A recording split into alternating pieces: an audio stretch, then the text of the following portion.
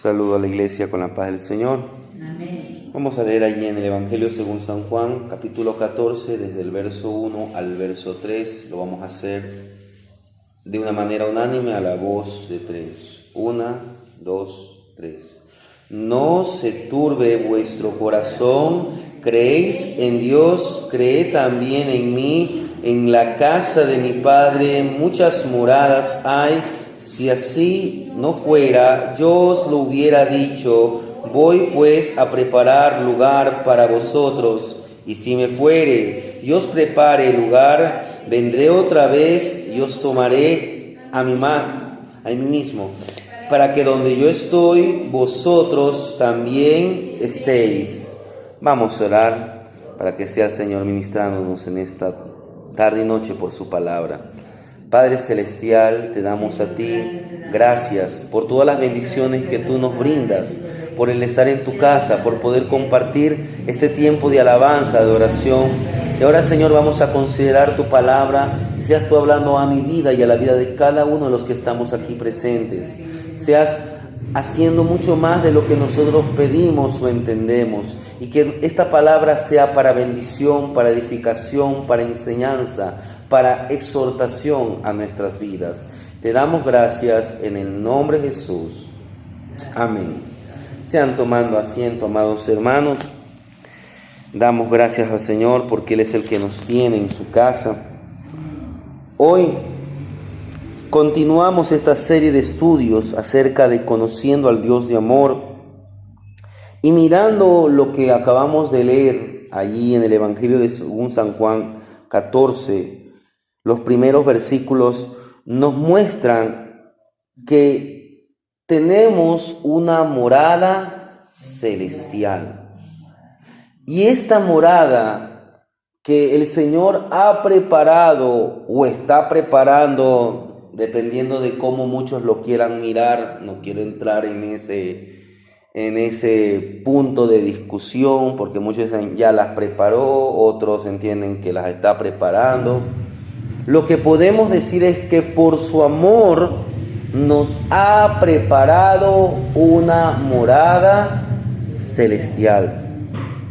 ¿Y por qué lo puedo decir? Porque es en el amor de Dios. Porque una de las cosas que usted puede asimilar en una pareja, en una persona, en dos personas que se aman, es que ellas quieren tener su propia morada. Muchos dicen su nido de amor. Hay una novela clásica, creo que es del siglo XVIII. Esta novela, escrita por Charlotte Bronte, llamada Jane Eyre, nos presenta a una solitaria heroína que nunca había vivido en un lugar al que pudo llamar o al que pueda llamar hogar, ni tenido una persona que la haya amado lo suficiente como para saber quién es ella en realidad, hasta que en la historia, en la novela, ella establece una relación con Edward Rochester, que era su patrón, una relación que se convierte en amor. Cuando tiene que irse durante unas cuantas semanas para acudir con un familiar enfermo, él no quiere que se vaya porque teme que nunca regresará. Ella responde: donde quiera que esté, allí está mi hogar. Donde quiera que estés, allí está mi hogar. El Señor Jesús dice en el verso 3, para que donde yo estoy, vosotros también estéis. Cuando se ama a alguien, se quiere estar con esa persona. De hecho, nunca, usted ve los novios, los enamorados, a veces lamentablemente esto ya en los casados se pierde, cuando debería ser todo lo contrario. Pero a veces los enamorados no se quieren ni siquiera separar de la persona amada, y ese es el mensaje que comunicó Jesús a sus discípulos en el capítulo 14 del Evangelio de Juan. Jesús se dirigió a sus amigos más cercanos y desde el capítulo 13, ya el Señor Jesús está en un momento difícil. Está a pocas horas de ser traicionado por Judas. Está a pocas horas de su cita con el Calvario. Jesús les dijo y nos dice que nos ama y que llegará la hora en que nunca nos separaremos, porque donde quiera que Él esté, allí estará nuestro hogar con nuestro Señor y Salvador Jesucristo. Jesús, Él solía decir al referirse del cielo, la casa de mi Padre. Mire lo que dice el verso 2, en la casa de mi Padre muchas moradas. Ay, mire cómo Él habla del cielo, en la casa de mi Padre. Entonces, esta imagen reconfortante nos brinda que un día tendremos un encuentro frente a frente con la cercanía, en intimidad y en permanencia en el cielo. El Nuevo Testamento con frecuencia habla acerca de la importancia que un día estemos con el Señor. Mire lo que nos dice en el Evangelio de Lucas, hermana Magali, si usted nos puede leer en el Evangelio de San Lucas, capítulo 23, el verso 43. San Lucas, capítulo 23, verso 43. Entonces Jesús les dijo, de cierto te digo que hoy estarás conmigo en el paraíso. Mire, ahí usted ve una de las frases que el Señor Jesús dice en la cruz. Aquel hombre que pocos minutos o horas antes había estado burlándose, porque usted sabe que el Señor Jesús fue crucificado con dos malhechores. Pero uno de ellos entró en razón, uno se dio cuenta que aquel hombre era justo y que no era cualquier hombre, y lo reconoce como rey, lo reconoce como Dios y le dice, acuérdate de mí cuando vengas en tu reino. El Señor le dice, te aseguro o te digo que hoy estarás conmigo en el paraíso. El apóstol Pablo en la segunda carta a los Corintios, en el capítulo 5, en el verso 8 dice así, pero confiamos y más quisiéramos estar ausentes del cuerpo y presentes en el Señor. Y más adelante, en una de las citas más conocidas que el apóstol Pablo habla con respecto a la venida del Señor, él dice en la primera carta a los tesalonicenses, en el capítulo 4, en el verso 17 dice, luego nosotros los que vivimos, los que hayamos quedado, seremos arrebatados juntamente con ellos en las nubes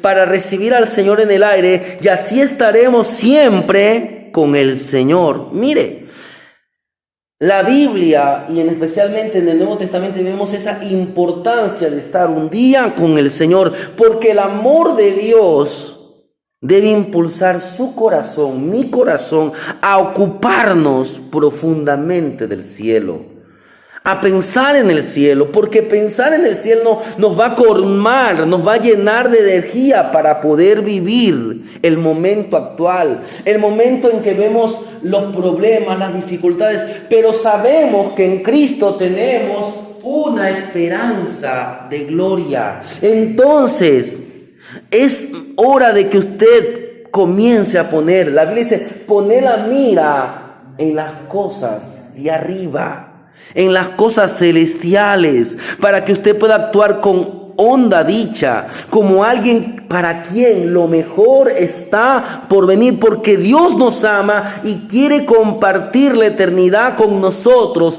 Cristo ha preparado una morada celestial donde viviremos para siempre con Él. Y yo quiero hablar algunas cosas acerca de nuestra morada celestial. Primer cosa, que es una morada existente y definitiva. Cuando me digo que es existente, es que es real. Porque muchos piensan que el cielo es un cuento infantil. El cielo no es un cuento infantil, no es un estado de trance, no es una emoción. Es un destino tan real que esta realidad presente parecerá como un cuento comparado con el cielo. Es un sitio tan personal que ahí habitan el Padre, el Hijo y el Espíritu Santo. Es verdad que hoy el Espíritu Santo está aquí en la tierra de una manera más presente, pero quiero que entienda, Dios es omnipresente. El Padre, el Hijo y el Espíritu Santo son omnipresentes. Y es verdad que en este tiempo la persona del Espíritu Santo está aquí con nosotros, con la iglesia. Pero un día habitaremos con la Trinidad, Padre, Hijo y Espíritu Santo. Tanto el Antiguo como el Nuevo Testamento tratan al cielo como algo real. En la Biblia hay aproximadamente 500 ocasiones que se nombra o se hace referencia al cielo. Por ejemplo, en el hebreo hay una palabra que se traduce como samayim, que esto es literalmente, se lo podría traducir como la palabra altura, lo más alto. En el griego la palabra es ouranos, que también habla acerca de aquello que está alto, elevado. Esta palabra Uranos fue la que de ahí se deriva el nombre Urano, del que proviene el planeta. Pero mire, quiero que nosotros podamos ver que el cielo es el hogar de nuestro Dios. Mire lo que dice Hebreos capítulo 9. Hebreos 9:24, mientras yo voy a leer en Mateo 5:16. Hebreos 9:24. Porque no entró Cristo en el santuario hecho de mano, figura de verdadero, sino en el cielo mismo, para presentarse ahora por nosotros ante Dios. Mire lo que nos dice, que ese es el lugar donde entró Cristo. Pero ahí, ¿quién está? Ahí está la presencia de Dios. Mire lo que nos dice el Evangelio de Mateo, capítulo 5, el verso 16. Así alumbre vuestra luz delante de los hombres, para que vean vuestras buenas obras y glorifiquen a vuestro Padre que está en los cielos. ¿Dónde está nuestro Padre Celestial? Por eso le decimos el Padre Celestial, porque Él habita en los cielos. Al Padre nunca se lo ha visto. El Salmo número 11, el verso 4, dice así el Salmo número 11, verso 4. Jehová está en su santo templo, Jehová tiene en el cielo su trono, sus ojos ven, sus párpados examinan a los hijos de los hombres.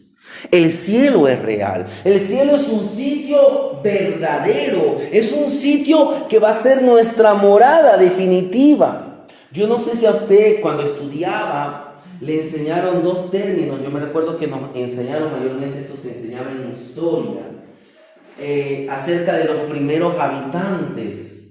Y decían que habían los nómadas y los sedentarios. Los nómadas eran aquellas personas que siempre andaban viviendo de un lugar a otro. Hoy vivían en este sector, después por cierta razón, porque se acababa la cosecha, se acababan los frutos y se movían hacia otro sector. Pero la gente comenzó a ser sedentaria. Pero si usted analiza de una u otra manera, todos somos un poco nómadas, porque usted, por ejemplo, mi hermano Miguel, antes ustedes vivían en Quinjeo. Mire, por X y razón vinieron a vivir para acá y no pasan mayormente en el sector donde ustedes vienen más para acá, Santa Isabel, y siempre nos andamos moviendo de un lugar a otro y por ocasiones usted va y visita a su familia que está en Loja y va 2, 3, 4 días, entonces siempre andamos moviéndonos de un lugar a otro, pero un día estaremos en una morada definitiva. Ahí estará nuestro sitio definitivo. Entonces, ese es el futuro de todos aquellos que conozcan y que amen a Jesús como su Señor y como su Salvador. Entonces nosotros tenemos que tener puesta la mirada en aquel lugar de reunión, porque vamos a estar allí, vamos a estar separados de los pecadores, pero vamos a estar unidos con el Señor. Y no solamente que va a ser nuestra reunión, lugar de reunión con el Señor, sino que va a ser nuestro lugar de reunión con aquellos que se nos han adelantado, con aquellos que hace ya tiempo partieron a la presencia del Señor. Vamos a volvernos a encontrar tal vez con familiares, amigos, cristianos. Es el lugar donde nos volveremos o nos veremos a través. Ya no veremos, como dice, a través de una manera opaca. Ya no vamos a ver a través de un vidrio, sino que vamos a ver cara a cara. Vamos a ver de una manera tan transparente. Vamos a estar frente a frente a nuestro Señor. El Salmo número 16, el verso 11, dice así, mire, un versículo muy conocido. Me mostrarás la senda, mire, me mostrarás la senda de la vida. En tu presencia hay plenitud de gozo, delicias a tu diestra para siempre. Mire, primer cosa que hemos visto es que va a ser una morada existente, es una morada real, es una morada definitiva, pero también es nuestra morada de nuestro regocijo definitivo, porque en su presencia hay plenitud de gozo, hay delicias en su diestra para siempre. Entonces, usted y yo consideremos a través de la palabra, mirando a través de la Biblia, que este es un lugar demasiado hermoso para el ojo humano. Así lo presenta el salmista. En la presencia de Dios está la plenitud, está el gozo completo. Y a su diestra delicia, no por una semana, no por un mes, no por un año, sino para siempre. Además, podemos estar seguros de que ni Dios ni el cielo van a ser algo aburrido. A veces la gente cuando piensa en el cielo dice, bueno, en el cielo, ¿qué estaremos haciendo? Bueno, ahí vamos a estar alabando al Señor y vamos a estar como la gente lo pinta con un arpa, y están los angelitos volando. No, eso no muestra la Biblia. Vamos a estar alabando, sí, pero no piense que solamente vamos a estar alabando. No piense que usted va a estar allá debajo. No. El Señor Jesús dijo, mi Padre trabaja y yo también trabajo hasta ahora. Usted va a tener mucho que hacer. No piense que la eternidad va a ser para que usted esté en una nube ahí durmiendo. La gente dice, para estar haciendo eso, mejor me voy al infierno a gozar la vida con mis amigos. No, el cielo es un lugar que usted no se va a aburrir. Y tampoco nosotros vamos a ser los que somos a otros. Seremos transformados. Pablo dice en Filipenses 3:21, mi hermana Magali, Filipenses capítulo 3, verso 21.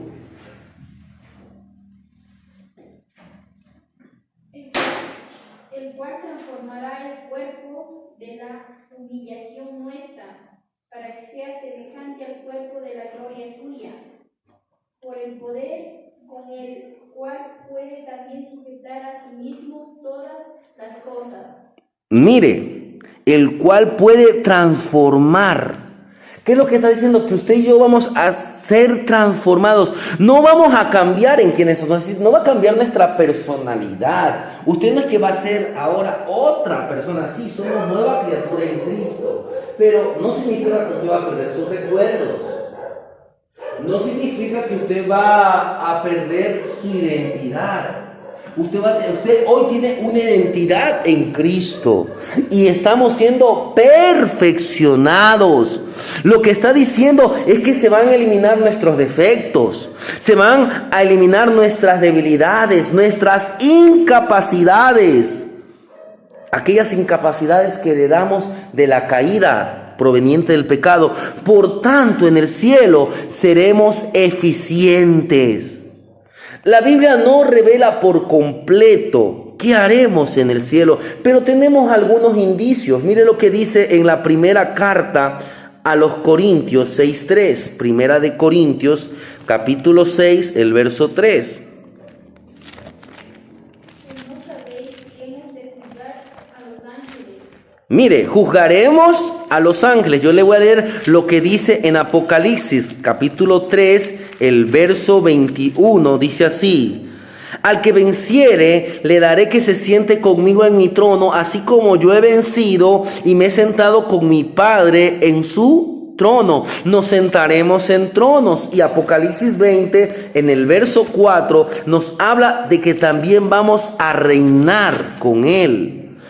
24 dice: y vi tronos y se sentaron sobre ellos los que recibieron facultad de juzgar, y vi las almas de los decapitados por causa del testimonio de Jesús y por la palabra de Dios, los que no habían adorado a la bestia ni a su imagen, y que no recibieron la marca en sus frentes ni en sus manos, y vivieron y reinaron con Cristo 1000 años. Mire, ahí estamos viendo lo que ya hemos estudiado, el milenio. Pero vamos a reinar con el Señor. Vamos a tener muchas actividades. Entonces, no piense. Y vamos a estar continuamente alabando al Señor. Nuestras obligaciones no serán cosas insignificantes. Entonces, mire, es una morada de regocijo definitivo. Es una morada también real, pero es una morada de reconocimiento definitivo. El apóstol Pablo, en la primera carta a los Corintios, en el capítulo 13, el verso 12, dice así: ahora vemos por espejo oscuramente, mas entonces veremos cara a cara. Ahora conozco en parte, pero entonces conoceré como fui conocido. Esto es lo que ya hemos hablado. Vamos a tener conocimiento completo. Pero ¿qué significa esto de conocimiento completo? No significa que usted va a ser omnisciente como Dios, sino que Dios va a derramar un conocimiento acerca de las cosas que nosotros tenemos que saber, acerca de las cosas que están en la palabra. Muchas cosas no es que le vamos a estar pregunta y pregunta a Dios, no, Dios ya nos va a capacitar por medio de su Espíritu Santo. Y otras cosas Él tal vez no las revele allá en el cielo, pero tendremos un reconocimiento definitivo de nosotros. Nos conoceremos a nosotros mismos. Y también hay una de las preguntas que más frecuentemente se preguntan acerca del cielo: ¿nos vamos a reconocer los unos a los otros? La respuesta es un rotundo sí. Mire lo que pasa. No vamos a ir a estos versículos porque usted los conoce. Después de la resurrección de Jesús, los discípulos reconocieron a Jesús. Usted puede decir: bueno, es que el Señor Jesús hace poco había fallecido. Pero mire lo que pasa en un evento tan increíble como lo que se conoce como la transfiguración. Jesús lleva a 3 de sus discípulos,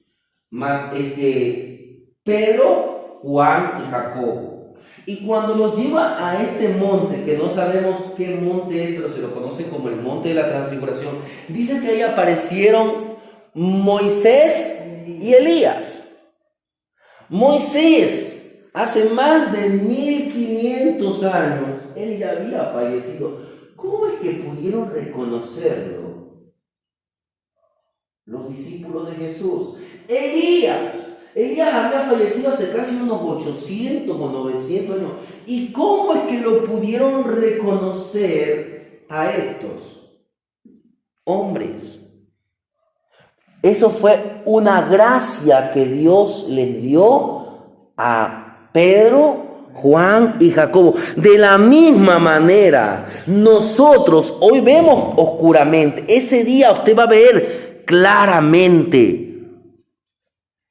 Vamos a reconocer.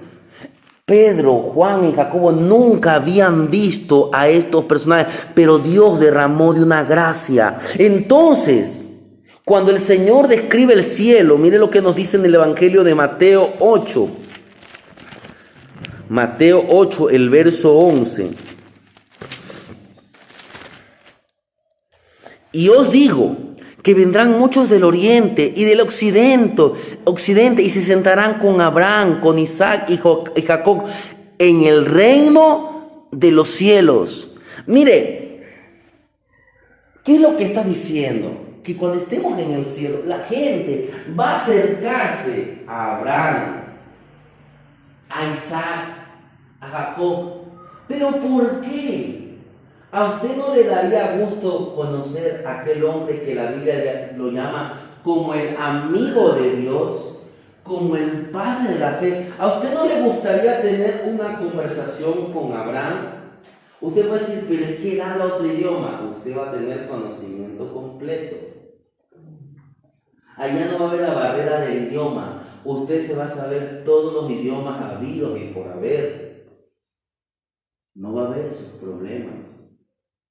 Usted va a tener la posibilidad de hablar con Abraham, con Isaac, con Jacob, con David. No sé si usted tiene un héroe en la fe o alguien en la Biblia, además del Señor Jesucristo, con quien le gustaría conversar, con el apóstol Pablo, con el apóstol Pedro. Saber cómo fueron sus experiencias. Usted tal vez dice, ay, me gustaría hablar con aquel gran predicador. A veces yo le nombro un Charles Spurgeon, un D.L. Moody, hombres de Dios que ya fallecieron hace tal vez 1 o 2 siglos atrás. Hombres de Dios, familiares. Y allá en el cielo habrá millones y millones y tendremos la eternidad. Pero hay algo más importante. Nuestra comunión, nuestra comunicación será perfecta, pero usted y yo vamos a poder identificar a estas personas, a estos personajes. ¿Por qué? Porque vamos a estar en una comunicación perfecta. El cielo será el lugar de reconocimiento y de ahí se deriva otro siguiente punto, que vamos a tener una morada de relación definitiva. Así como vamos a poder reconocer, vamos a poder relacionarnos, porque mire lo que dice Hebreos capítulo 12. Hebreos capítulo 12, algo que ya estudiamos en el libro de Hebreos. El año pasado estudiamos el libro de Hebreos. El libro de Hebreos dice, capítulo 12, del verso 22 al 23. A la congregación, dice verso 22, sino que os habéis acercado al monte de Sión, a la ciudad del Dios vivo, Jerusalén, la celestial, a la compañía de muchos millares de ángeles, a la congregación de los primogénitos que están inscritos en los cielos, a Dios el juez de todos, a los espíritus de los justos hechos perfecto. Mire, nos acercaremos, sino que os habéis acercado. Y mire cómo nos presenta el Señor. Porque mire la descripción que da el escritor, pero esto es guiado por el Espíritu Santo. Esta es una descripción de la ciudad celestial. Él se está dirigiendo a creyentes vivos sobre la tierra, pero está transmitiendo el mensaje. Dice, sino que os habéis acercado. Es como que si ya ellos ya lo están viviendo. Está expresando una realidad futura, como que si ya estuviera terminada. Usted y yo aún no hemos llegado al cielo, no hemos llegado a nuestro hogar futuro, pero ya, ¿qué pasa? Usted y yo, nosotros tenemos ya la ciudadanía celestial. Por eso es que la palabra dice que nosotros tenemos que ser como Abraham, que anduvo como peregrino y como extranjero. El Señor nos dice, no hagan tesoros aquí en la tierra, sino que hagan tesoros en los cielos. Muchos se están preocupando, se están llenando de ansiedad por lo que pueden obtener aquí en la tierra. No se ofusque con las cosas terrenales. ¿Por qué? Porque el Señor quiere que nos acerquemos en esta comunidad divina. Viviremos con nuestros hermanos creyentes, con aquellos cristianos de las demás eras. Viviremos incluso con los ángeles por toda la eternidad. Vamos a tener una relación definitiva. A veces cuando uno se muda, uno tiene que dejar amigos, amistades. Y a veces, por más que uno diga, En algún momento lo visito, bueno, hoy con las redes sociales uno se puede algo comunicar, pero nunca va a ser lo mismo. Pero a veces uno ya no se vuelve a ver, por más que dice, te voy a escribir, te voy a llamar, a veces se pierde el celular, a veces el otro viaja a otro país, tantas cosas que pasan, y esa amistad como que se pierde. Pero vamos a tener un lugar de relación definitiva, vamos a poder hablar con aquellos creyentes. Allá en el cielo nuestras relaciones no se limitarán a etapas de tiempo, no se le van a limitar a limitaciones geográficas. Ay, no, es que él ya vive en otra ciudad. No va a haber esas limitaciones. No va a haber ningún tipo de limitación. Podremos hablar con creyentes de cualquier época de la historia. Nos haremos amigos de personas de la antigüedad y de la historia continua. Y no sabemos, porque no sabemos si Cristo viene ahora o puede venir de aquí a un siglo, 2 siglos. Si Cristo no viene en estos tiempos, que uno puede decir, ya el Señor está por venir, y nosotros entendemos que su venida está cercana por lo que vemos, pero el Señor puede dar un tiempo más. Póngase que de un siglo más ya nosotros ya estaríamos aquí, pero nosotros nos adelantaríamos a la siguiente generación, estaríamos en el cielo, y un día nos conoceríamos a esos creyentes futuros, o aquellos creyentes. Si Cristo viene hoy, nosotros nos vamos con el Señor en el arrebatamiento, conoceremos a los santos de la tribulación que estuvieron dispuestos a dar su vida por la predicación del Evangelio. Conoceremos a los 144,000, conoceremos y nos relacionaremos. Pero hay algo más importante, hay algo más increíble. Hay algo más increíble que estas amistades, porque nada se va a comparar con el mayor privilegio del cielo, que es estar a la presencia de Dios Padre, de su Hijo Jesucristo y del Espíritu Santo que hoy está con nosotros. Estaremos cara a cara, frente a frente.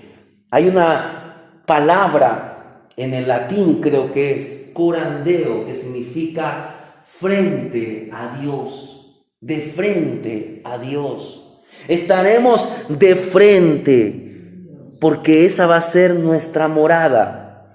Va a ser nuestra morada de relación definitiva. Va a ser una morada de responsabilidad definitiva. Como le dije, usted no va a estar allá de vago. Usted va a tener allá responsabilidad. Mire lo que dice Mateo 25, verso 23. Mateo capítulo 25, el verso 23. Su Señor le dijo: bien, buen siervo y fiel, sobre poco has sido fiel, sobre mucho te pondré. Entra en el gozo de tu Señor. Mire, ¿qué dice? Sobre poco has sido fiel, sobre mucho te podré decir. Yo te di una pequeña responsabilidad allá en la tierra. Tú fuiste fiel en esa pequeña responsabilidad. Ahora yo te voy a dar una responsabilidad mayor, porque la Biblia habla mucho sobre el servicio que se presta en el cielo, sobre nuestras tareas, sobre nuestras responsabilidades. Ya vimos, juzgaremos a los ángeles, estaremos en tronos. Veamos algunas otras cosas que nos dice Apocalipsis. Mira lo que nos dice 7:15 de Apocalipsis.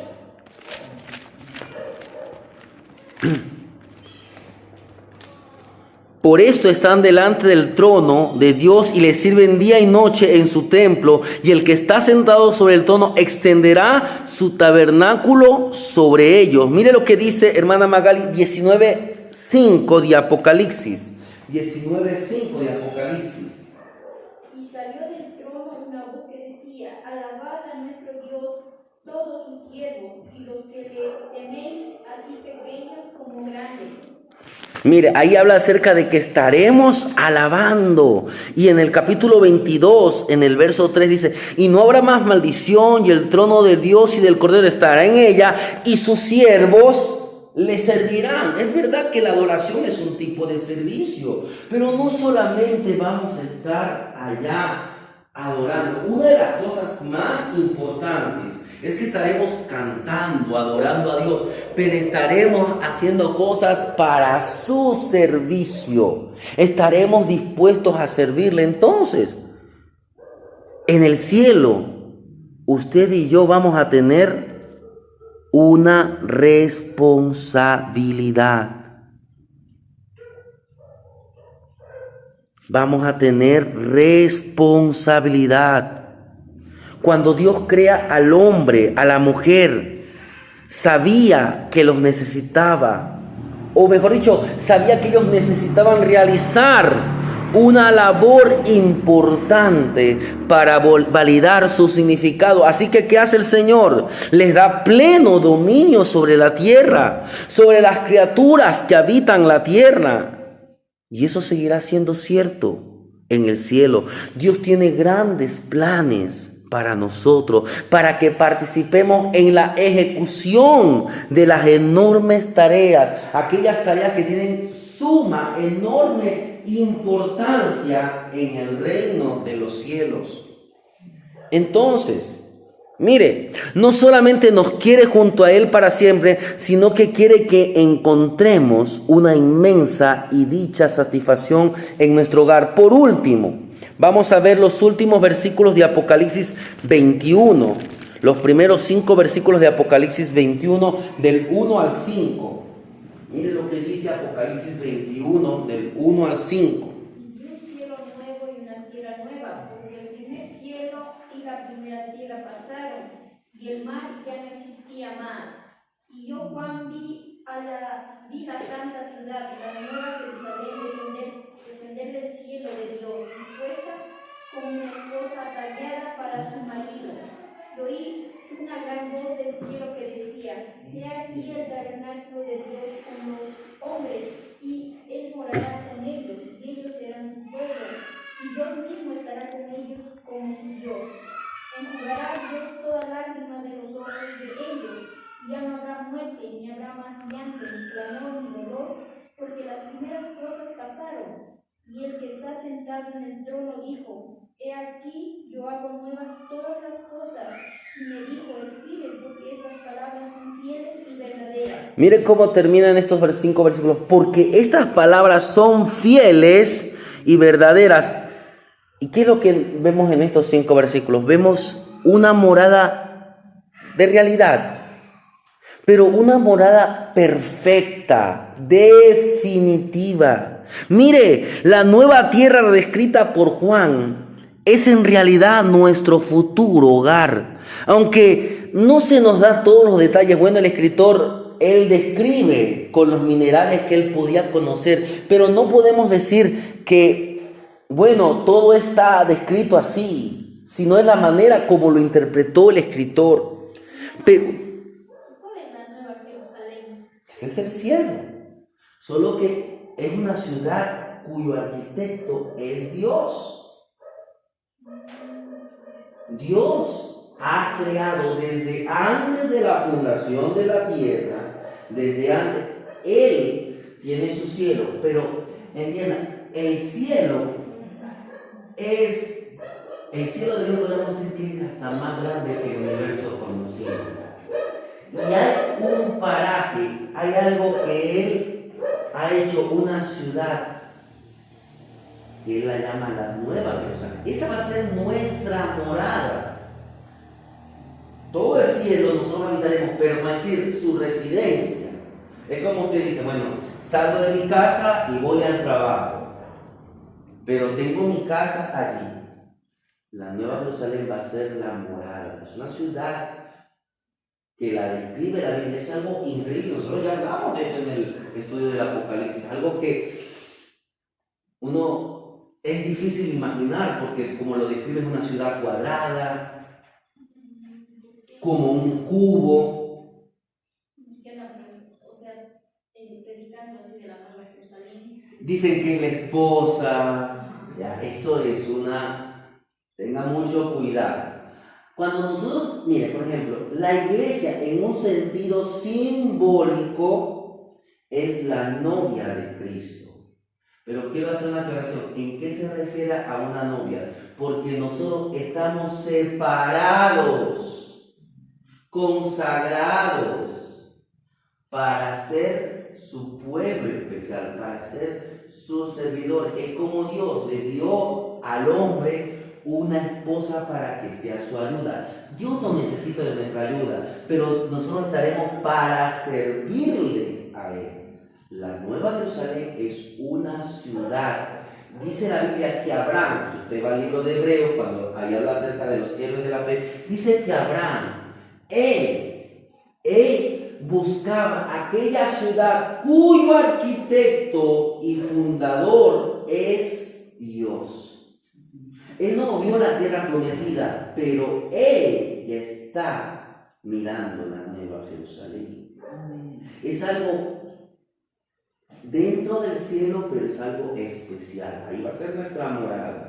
Y ahí es que usted ve que dice Juan, vi que la ciudad era de calles de oro. Mire, está hablando de una ciudad, no está hablando de una persona, no está hablando de una ciudad. Y él trata de describirla como él puede conocerla. Dice que las calles eran como de oro, no eran propiamente de oro, o tal vez eran de oro. Pero dice que el mar era como de cristal, porque eso es lo que él trata de describir. Es algo tan hermoso, es algo tan increíble que el escritor utiliza joyas, utiliza estos detalles. Y es verdad que en la Biblia no se nos van a dar todos de los detalles, pero sí sabemos que después de los últimos días de nuestro planeta, porque este planeta, porque ¿qué dice en el verso 1? Vi un cielo nuevo y una tierra nueva. Mire, una nueva tierra. Dios va a hacer una nueva tierra, una nueva morada para nosotros. Pero en esa morada, usted la ve que desciende del cielo la nueva Jerusalén, porque la nueva Jerusalén ya está construida. Por eso digo, en la casa de mi Padre muchas moradas hay. Este planeta, esta tierra, después del milenio, va a ser destruido. Esta tierra va a ser restaurada en el tiempo del milenio, pero después del milenio ya va a ser destruida, porque ya su propósito ya termina. Y de ahí Dios va a hacer un nuevo, el nuevo cielo es el cielo de Dios. Pero esa nueva tierra es donde estaremos nosotros, pero allí estará ¿qué? La nueva Jerusalén. Y en la nueva Jerusalén habita también Dios, por eso es que desciende la nueva Jerusalén. Y este va a ser la eternidad. Ya el capítulo 21 ya es la eternidad. Ya comienza, ya no los 1000 años, sino ya la eternidad, algo que ya no podríamos describir por un tiempo, sino algo que nunca terminará. Entonces, mire, la nueva Jerusalén es nuestra morada de realidad perfecta, definitiva. Cristo nos llevará a vivir con Él a la nueva Jerusalén. Dios, que hace todo a la perfección, ha diseñado un lugar de luz brillante, de colores para su pueblo. Aquel que no tuvo dónde recostar la cabeza. La Biblia dice que Jesús le dijo en cierta ocasión: las zorras tienen guarida, las aves de los cielos tienen nido, pero el Hijo del Hombre no tiene donde recostar la cabeza. Él un día regresará, como dice allá en Apocalipsis 19:16, que vendrá como Rey de Reyes. Mire lo que dice el verso 16 del capítulo 19 de Apocalipsis. Y en su vestidura y en su muslo tiene escrito este nombre: Rey de Reyes y Señor de Señores, y morará con nosotros en una ciudad. Por eso, cuando le quieran decir acerca de la Nueva Jerusalén que nosotros somos la Nueva Jerusalén, no, nosotros somos la iglesia. La Nueva Jerusalén es la ciudad cuyo arquitecto y fundador es Dios. Él es el que creó, Él es el que hizo, y esa va a ser nuestra morada definitiva, porque así lo presenta no solamente el libro de Apocalipsis, sino alrededor de toda la revelación de la palabra. Que un día estaré en la casa de mi Padre, muchas moradas hay.